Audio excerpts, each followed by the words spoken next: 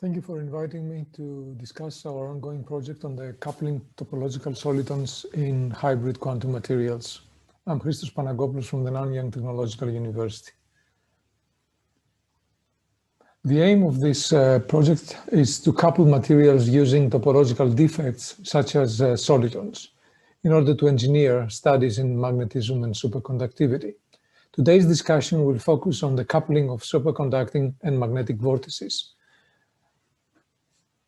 Superconducting vortices are topological soliton solutions to the Ginzburg-Landau equations, describing the order parameter and the supercurrent density. They're characterized by a 2n pi phase winding around a core where the order parameter goes to 0, and this leads to flux quantization. These vortices are stabilized by negative surface energy between the superconducting and the normal state, and on the right-hand side you can see a diagram of a lattice of such vortices, so-called Abrikosov lattice. Magnetic vortices, on the other hand, so-called skyrmions, are particle-like spin worlds with nanoscale dimensions. They carry a non-zero integer topological charge, and they are stabilized by competition between spin-rotating Dzhalozinski-Moriya interaction and spin-aligning magnetic exchange and anisotropy. And a diagram of some isolated, or a picture of some isolated magnetic skyrmions or magnetic vortices is shown on the bottom right-hand side of this slide. Applications for both magnetic and superconducting vortices have been discussed for several decades. In the case of superconducting vortices, it goes back to the 1960s in an article by Pearl, where it was suggested that one could use superconducting vortices for cryogenic memory. More recently, the magnetic vortices, or the so-called skyrmions, have been proposed as candidates for racetrack memory, but also for neuromorphic computing and for beam reflection and lensing in liquid crystals. What is of more interest to us and for today is that one could utilize magnetic skyrmions, or these magnetic vortices, to induce local changes in the superconducting pairing symmetry in a nearby superconductor. And this could actually have uses in hardware for quantum information. One can actually have this scenario by using an even winding number of skyrmions, so for instance n equals 2. The issue here is that such a scenario would be unstable in chiral magnets. Alternatively, one could consider stretched skyrmions, so-called bimerons, but there you would require complex device geometry in order to braid. One other possibility, however, is to use winding number n equal 1 skyrmion vortex pairs, or skyrmion superconducting vortex pairs. So if n plus m is even, then you would expect Majorana fermions emerging at the skyrmion core and at your system's rim. So the question immediately is whether you can stabilize skyrmion vortex pairs. Now you can induce this topological superconductivity by combining Zeeman splitting spin-orbit coupling and S-wave pairing. Now note that real space non-collinear magnetic order is actually gauge equivalent to Zeeman and spin-orbit coupling. So imprinting a non-collinear magnet onto an S-wave superconductor would give rise, or at least you hope to give rise, to a two-dimensional skyrmion lattice, which would form dispersive Majorana edge states and localized Majorana fermions within the vortex cores. There have actually been several theoretical studies confirming this mechanism, especially in the past 5 to 7 years. Experimental attempts have also been made, but so far there hasn't been a system that can actually host both superconducting vortices and magnetic skyrmions at the same time. So the challenge really remains to identify a system with stable magnetic skyrmions below the superconducting transition temperature of a nearby superconductor and the upper critical field of that superconductor. So our bilayer concept is to have a dirty type 2 film of a superconductor and therefore have a high upper superconducting critical field deposited on a thin film multilayer which has a high Jałodziński-Moria interaction and a large tunable moment. The reason we would like to have the superconductor on top of the magnet is for optimal access for the experiments. So what we need, therefore, in such a bilayer structure is to clarify the interaction between the superconducting vortices and the magnetic skyrmions in the respective layers. The first would be the Rush-Beldestein interaction, and that would be a superconducting magnetoelectric effect, essentially having spin polarization generating a supercurrent. Such a supercurrent would be a function of the spin-orbit coupling in your system and the skyrmion exchange field. So the superposition of supercurrent on vortex currents would cause a skyrmion-vortex interaction.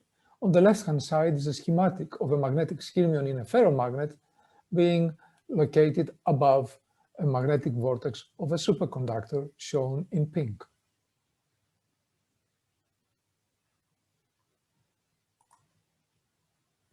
So the nature of the interaction would be controlled by the vorticity and the skyrmion helicity. And if it is negative, there would be an attractive interaction, and if it's positive, it would be a repulsive interaction. So if a spin-orbit coupling, the skyrmion exchange field, or the skyrmion radius are sufficiently large, the supercurrent would allow skyrmions to generate vortices. There is also the stray field interaction, and here this interaction would be determined by the vorticity relative to the skyrmion core polarity. So an increase in the radius of your skyrmion or in the saturation magnetization of your magnet would give rise to a stronger coupling. Therefore, a large skyrmion or a large saturation magnetization would give rise to a spontaneous vortex or anti-vortex pair formation. A small skyrmion or a low magnetic saturation would give rise to a Meissner screening. So stray field coupling would be ubiquitous. Moreover, Rush-Beldestein coupling could in fact be switched off by insulating by inserting an insulating spacer between your superconductor and your magnet. So for exchange coupling, skyrmion-induced current must spatially coincide with vortex current in order to reduce the free energy of the superconductor. And therefore, it would be inappropriate to have a skyrmion whose radius is smaller than the superconducting coherence length, or whose radius is greater than the magnetic penetration depth in the superconductor. Whereas for stray field coupling, we need to make the radius of our skyrmion as large as possible. So what we need is simultaneous optimization of superconducting and magnetic parameters in order to maximize the skyrmion vortex coupling. In other words, the radius of your magnetic skyrmion should be within the size or between the size of the coherence length and the magnetic penetration depth. So these are the conditions that we need to meet in constructing our bilayer structure. In order to meet these conditions, we use a magnetic multilayer that we devised several years ago in my group, composed of platinum, cobalt, iron, iridium. The advantage of this multilayer is that it uses additive Jałodziński-Moria interaction vectors from the platinum, cobalt, and the iridium iron interfaces to give rise to a large effective Jałodziński-Moria.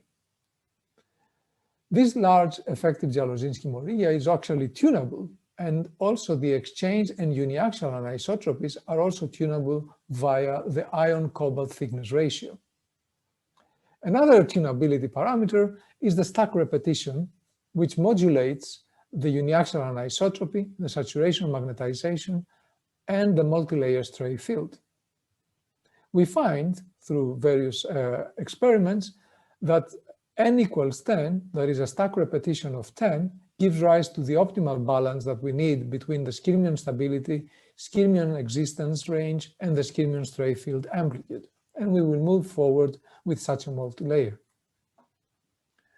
In doing so, we can characterize the skyrmions that are induced in such a multilayer structure, and we identify that the skyrmion radius for our structure with 10 repetitions is 47 nanometers.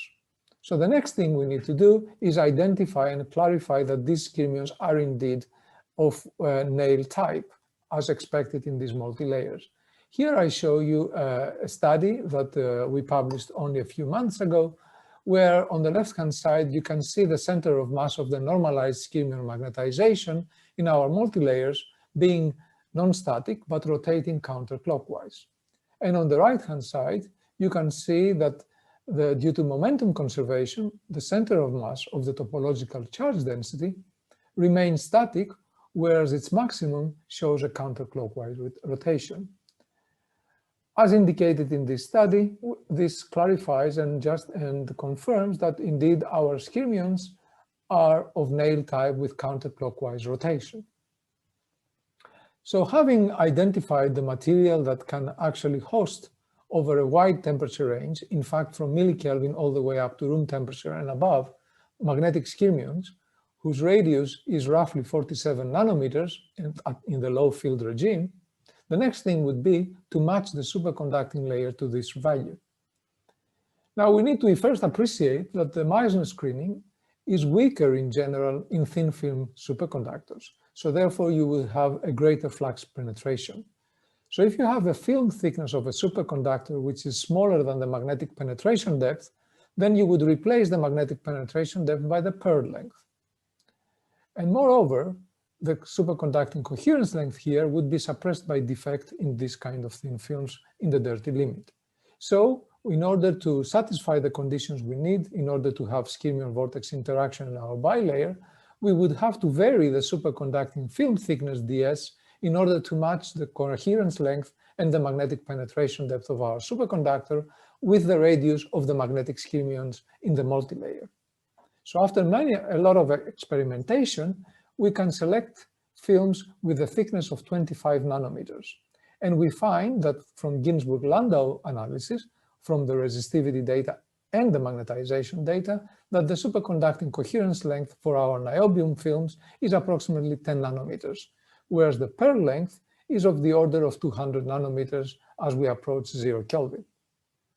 As you can see from the right-hand side, from the magnetoresistivity plots, we are indeed in the two-dimensional limits by looking at the behavior of the upper critical field parallel and perpendicular to the film. There is a caveat here in that our thin film over a superconductor is protected by a platinum layer.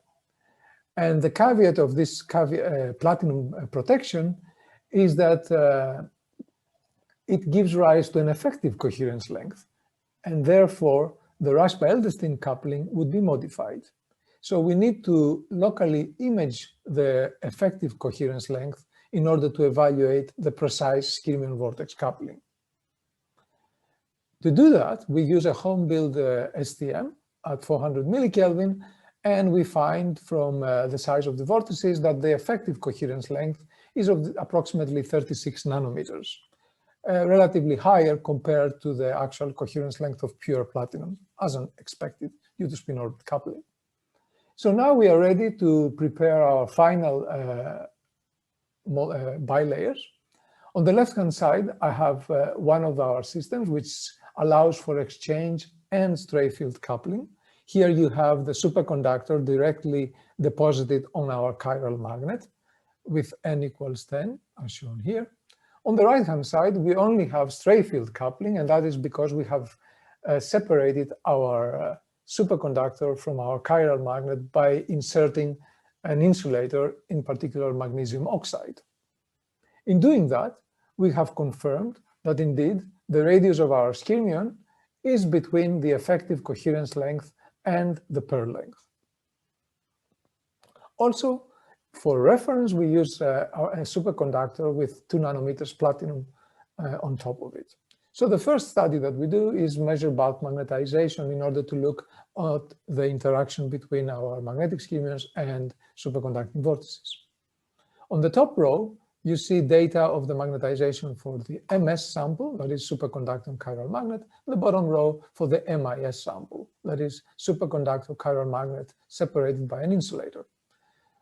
The left-hand side column shows the total magnetization. The middle is the magnetization of the magnet, the chiral magnet, and on the right-hand side is the superconducting component of the magnetization. So I will focus on the first magnetization quadrant, shown here in the red square. And I will look at how the behavior develops as I go from above the skyrmion nucleation field to zero. Skyrmion nucleation field is the field below which we start seeing the emergence of skyrmions in our chiral magnet. So the following observations immediately appear when I look at the quadrant. First, I find that the superconducting component of the magnetization turns increasingly negative below the skyrmion nucleation field, indicating anti-vortex nucleation and vortex expulsion. Second, I find that there is a stronger anti-vortex response in the MS fields compared to the MIS fields.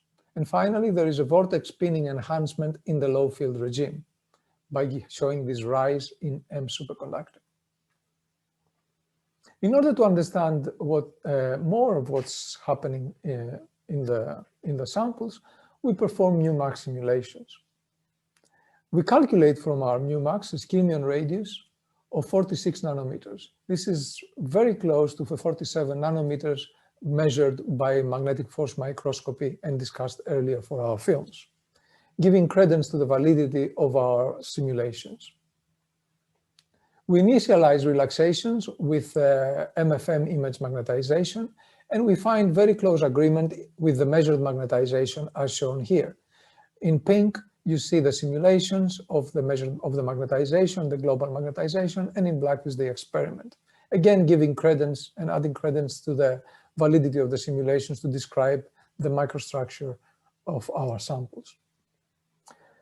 Therefore, now we are ready to calculate the skyrmion flux, and we find that for the MS heterostructure, it's minus 1.5 phi naught, whereas for the MIS heterostructure, it's minus 1.1 phi naught in the superconducting plane, indicative of anti-vortex formation as anticipated. Next, we combine skyrmion stray field with homogeneous external field in order to obtain the magnetic vector potential, and then we apply time-dependent Ginzburg-Landau theory to calculate the spatially dependent order parameter. We solve for psi, and therefore we can now determine the supercurrent density in our system. Here I show you the results of our calculations. On the bottom side, you can see the magnetic multilayer, and the top is the superconductor. The blue skyrmions, as you can see, nucleate these antivortices inside the superconductor that coexist with the red vortices parallel to the applied field. Note that the gray screening currents around the distance of the size of the magnetic skyrmion's radius ensure the antivortex stability in this bilayer structure, just as we had anticipated. We can calculate the stray field from the magnetic field layer as we increase the applied magnetic field from left to right. We can also calculate the magnetic response of the superconductor, again as we increase the magnetic field from left to right. Putting this together, we find that the anti-vortex population, that is the blue circles in the superconductor, increases as we go from the skyrmion nucleation field towards zero. Also, you can see that this anti-vortex density is higher in the MS heterostructures, and that is because the stray field in these structures is larger because the niobium layer is much closer to the chiral magnet. Next, we can actually measure the flux response in the superconductor chiral magnet by depositing 100 micrometer width niobium wires on a continuous millimeter scale chiral multilayer films. And here you can see characteristic IV curves. What we find from these curves is that there is a highly resistive flux flow at intermediate films, especially in the MS films, whereas the flow instability, that is voltage jumps which signal the breakdown of superconductivity, are especially apparent in the MIS field. Moreover, we can calculate the flux flow stability threshold velocity, which we find to be in the kilometers per second at low fields, which is quite high. Looking at the critical current density from transport measurements, we find that the skyrmion superconductor hybrids show an enhancement in the critical current density below the skyrmion nucleation field, as you can see here. And this enhancement eventually vanishes at the skyrmion annihilation field, indicating that the topological spin textures pin fluxions. Moreover, in the reverse field sweep direction, the critical current density, still tracks the MH data. Next, we explore the critical current density and delta M for the superconducting component using time-dependent Ginzburg-Landau simulations, and we can simulate the dynamics of the condensate and the flux driven by the external applied critical current. So what you see in this movie here, from which we have simulated, vortices that are parallel to the applied magnetic field follow a percolative path through the sample, whereas antivortices remain above the skyrmions and magnetic stripes, where the magnetization is anti-parallel to the applied magnetic field. Moreover, the skyrmion stripe screening currents tend to block the vortex flow. Next, we find that the vortices and the antivortices move in opposite directions, especially perpendicular to the current. The vortex-antivortex attraction weakens vortex screening current repulsion, and we observe a vortex-antivortex annihilation at the skyrmion edge. Furthermore, there is a new vortex-antivortex pair that is spontaneously nucleated on opposite sides of a skyrmion. And finally, the presence of antivortices seems to facilitate flux flow, and this explains the lower critical current density in the MS films. That is because stronger stray field creates a higher antivortex density. So can we actually have rush by Edelstein? Well, in order to do that, we need to align the peak antivortex screening current at a distance of the 2 times the superconducting coherence length. And there should be at the peak at the rush by Edelstein current, where the radius would be roughly the skyrmion radius for maximal coupling. Now note that we find from MFM imaging that skyrmions tend to be a little bit larger near the nucleation field.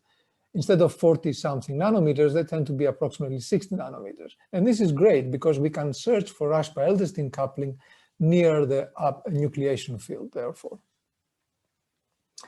Indeed, we find that there is an enhancement in the critical current density of our superconductor beginning at higher fields in the presence of exchange coupling. And the magnetization kink, indicative of antivortex nucleation, exhibits a similar behavior. So we can track the temperature dependence of the field where our system or the superconducting component of our magnetization first responds to the skyrmion formation. And what we find is that the rush by Edelstein coupling is in fact enhanced. That is, the field where the superconductor responds to the first skyrmion formation rises as the effective coherence length drops in the MS films. Also, you can see that there is no rush by Edelstein coupling in the case of MIS films. And the field of our where the superconductor responds to the nucleation of skyrmions falls due to the rise in the lower critical field in our superconductor as the temperature is lowered. In brief, at low temperatures, the rush by Edelstein and antivortex currents interfere constructively, giving rise to enhanced antivortex formation, whereas at high temperature, the effective coherence length grows much larger than the skyrmion radius, and therefore rush by Edelstein currents and antivortex currents flow in different spatial locations, and the coupling is suppressed. So what we have managed to show in this study is the development of a host skyrmion antivortex pairs, which is a prerequisite for localized Majorana zero modes. And more details for this study of this material platform can be found in a recent publication in Physical Review Letters. And I would like to thank my co-workers for making this work possible, primarily my NTU team, Alex Petrovic and Masapogu Raju, who worked very hard in getting these films to deliver precisely the parameters required for the coupling of skyrmions and superconducting vortices, with the detailed experiments of Alexander Petrovic, and also Xianyang Ti and Koan Duong, who helped very much into the characterization, together with our collaborators at Technion, Geneva, and Antwerp in Belgium. Thank you very much.